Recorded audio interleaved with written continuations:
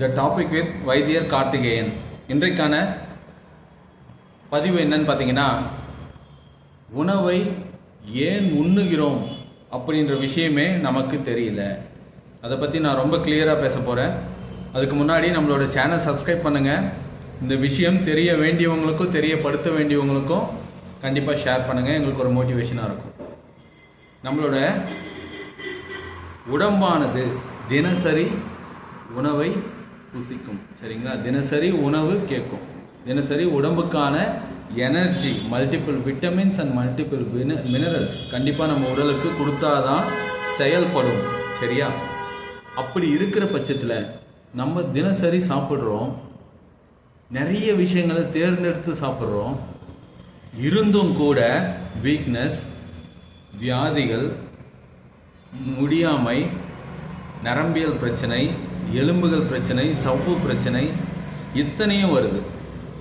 இதற்கு அடிப்படை காரணம் என்ன அப்படின்னு பார்த்தீங்கன்னா, காணொலியை முழுமையாக பாருங்கள், அப்போ தான் உங்களுக்கு மிகவும் பயனுள்ளதாக இருக்கும். இந்த அடிப்படை பிரச்சனை என்னன்னு பார்த்தீங்கன்னா, நம்ம உணவை கைகளுக்கும் வயிற்றுக்கும் மட்டுமே கனெக்ஷன் கொடுத்துருக்கோம்.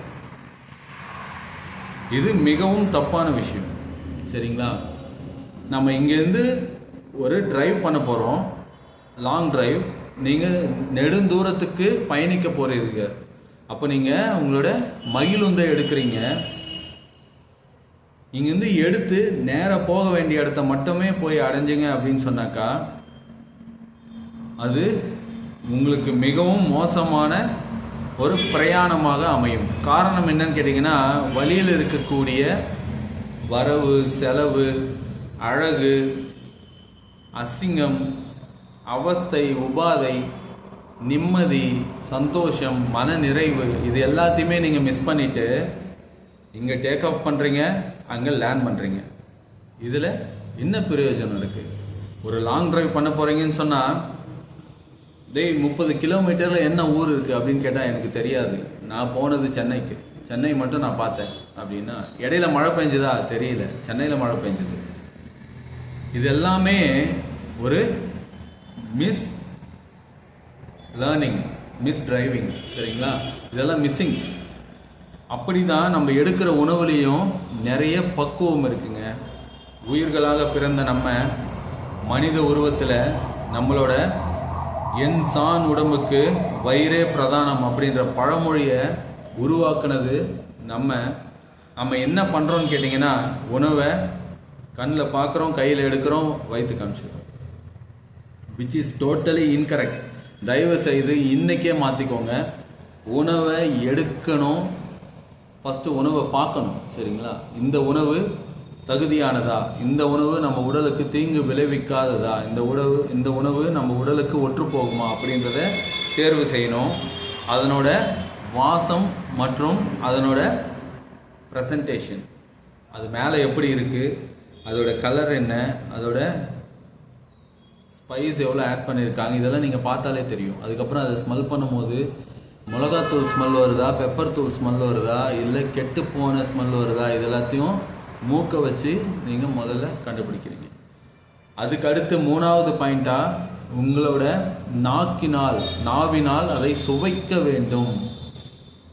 உணவை சுவைத்த பின்பு தான் வயிற்றுக்கு ஈயப்பட வேண்டும், அனுப்ப வேண்டும், சரிங்களா? இதில் நீங்கள் மிஸ் பண்ணவே கூடாது. எதுக்காக கடவுள் மூக்கையும் நாக்கையும் முதல்ல கொடுத்துருக்குறாங்க வயிற்றுக்கு முன்னாடி அப்படின்னு கேட்டிங்கன்னா, இதில் நீங்கள் அனலைஸ் பண்ண பிறகு தான் அது குட் ஃபுட்டாகவே மாறும். If it is a bad food also, after the analysing டெஃபினட்டாக அது குட் ஃபுட்டாக மாறிடும். இதில் எந்த சந்தேகமும் தேவையில்லை, சரிங்களா? ஏன்னு கேட்டிங்கன்னா, உங்களோட நாவில் உணவை புசிக்கக்கூடிய என்சைம் சுரக்குது. அந்த என்சைமோட அந்த உணவோட ருசி கலந்து, அதாவது நீங்கள் ஒரு வாய்க்கு 100 பருக்கைகள் எடுத்து வாயில் போடுறீங்க, ஒரு 100 பருக்கைகள் கொண்ட ஒரு கோலை எடுத்து வாயில் போடுறீங்க, இல்லைன்னா ஒரு தோசை பீஸ், இல்லைன்னா ஒரு இட்லி எடுத்து வாயில் போடுறீங்கன்னு சொன்னால், அதில் இருக்கக்கூடிய ஒரு அணுக்களும் நாவிலே பிரிய வேண்டும், சரிங்களா? வாய்க்குள்ளே பிரிச்சிடணும். சிம்பிள் லாஜிக் என்னன்னு பார்த்தீங்கன்னா, ஆட்டம் பாம் எப்படி டிஸ்கவர் பண்ணியிருக்காங்க? அது அணுக்களை பிளந்த பிறகுதான் அதனோட பவர் வந்து ரொம்ப அதிகரிக்கும். சரிங்களா? Same logic. ஒரு சின்ன மாலிகூல், சின்ன ஆட்டம், அது எல்லாத்தையுமே வந்து உடைக்க தான் வந்து அது உள்ள இருக்கிற வீரியமானது விரிவுபடும், அதிகமாக பிரதிபலிக்கும். அதை தான் நான் உங்களுக்கு தெளிவாக சொல்கிறேன். உணவை நீங்கள் எடுக்கும் போது அதை முதல்ல பார்க்கணும், அதுக்கப்புறம் நுகரணும், அதுக்கப்புறம் சுவைக்கணும். சுவைக்கிறதுனா ஃபஸ்ட்டு வாய் சாப்பிடும் போது காரமாக இருந்தது, இனிப்பாக இருந்தது, அதுக்கப்புறம் வாரி வாரி சாப்பிட்டோம், அப்படி கிடையாது. ஒரு பருக்கையும் ஒரு துளியும் ஒரு நுண்துகளும் ஒரு துகளும் உங்கள் நாவினோட புரண்டு விளையாடணும். அதுக்கு பிறகுதான் உங்கள் வயிற்றுக்கு போகணும், உணவு குடலுக்கு போகணும். இப்படி நீங்கள் சாப்பிட்டீங்கன்னு சொன்னால் வியாதி 100% வராதுங்க. இதுக்கு நான் கேரண்டி, என் பேரை நீங்கள் எழுதி வச்சுக்கோங்க, 100% வராது. அதுக்கு மீறியும் வந்துச்சுன்னு சொன்னால் நீங்கள் சாப்பிட்ட உணவு தவறான உணவு, சரிங்களா? இல்லைன்னா தவறான நேரம், இல்லைன்னா தவறான செய்கை, முறையில்லாத ஒரு ப்ரிப்பரேஷன், இதில் தான் ஏற்பட்டிருக்குமா தவிர ஒரு முறையான உணவை தேர்ந்தெடுத்து அதை நுகர்ந்து பார்த்த பிறகு நாவினால் உருட்டி பரட்டி சுவைத்த பிறகு அதை நீங்கள் உணவு குடலுக்கு அனுப்பிச்சிங்கன்னு சொன்னால் டெஃபினட்டாக உங்களோட சோலார் ப்ளஸுக்கு எந்த விதமான பாதிப்பும் கிடையாது. சரிங்களா? 100க்கு 100% உங்களோட வயிறு அருமையாக இருக்கும். வாயு உபாதைகள் எந்த காலத்துக்கும் வராது, அல்சர் வராது, சரிங்களா? வயிறு எரிச்சல் இருக்காது, பசியின்மை வராது, வாமிட் சென்சேஷன் இருக்காது, ஸ்டமக் பிளாட்டிங் இருக்காது, சரிங்களா? ஒபேசிட்டி வராது, சுகர் வராதுங்க. இப்படிப்பட்ட விஷயத்தை நம்ம மிஸ் பண்ணிட்டு ஏகப்பட்ட மருந்துகளை நம்ம சுவை பார்த்து எடுத்துக்கொண்டிருக்கிறோம். மருந்து வாங்கினோடனே அதை மோந்து பார்க்கணும், இது என்ன ஸ்மெல் வருது, இந்த மருந்து இனிப்பாக இருக்கா கசப்பாக இருக்கா.